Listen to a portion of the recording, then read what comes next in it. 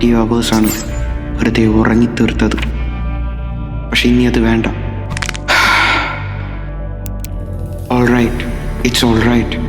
திரும்பவும் ஆரம்பிக்கிறேன் സ്ക്രാച്ചിലിருந்து. നാളേക്ക് ഡേ 1.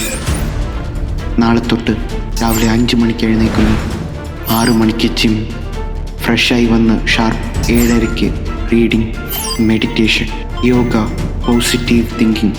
ഒരു നിമിഷം പോലും പാഴാക്കാനല്ല. Highly productive day.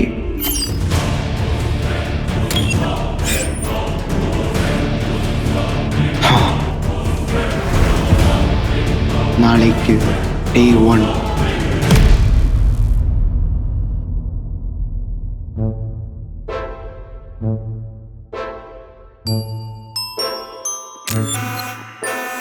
Five AM. ഇപ്പോൾ എഴുന്നേറ്റ് റെഡി ആയാലേ 6 മണിക്ക് ജിമ്മിൽ പോകാൻ പറ്റൂ. വെയിറ്റ്, സൺഡേ അല്ലേ? ജിമ്മിലെ ചേട്ടന്മാർക്കും റെസ്റ്റ് വേണം. ഐശ്വര്യമായി നാളെ തന്നെ തുടങ്ങാം.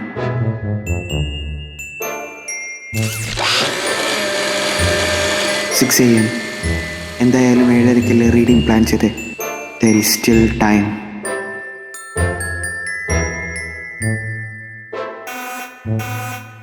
7:30 റീഡിംഗ് ടൈം. രാവിലെ എന്തായാലും ജിമ്മിൽ പോയില്ല. ബോഡി നല്ല വീക്കാണ്.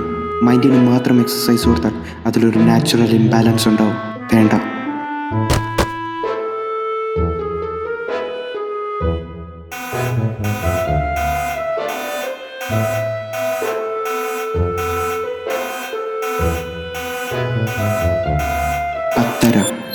ഡാം, പ്ലാൻ ചെയ്ത പോലെ കാര്യങ്ങളൊന്നും നടന്നില്ല.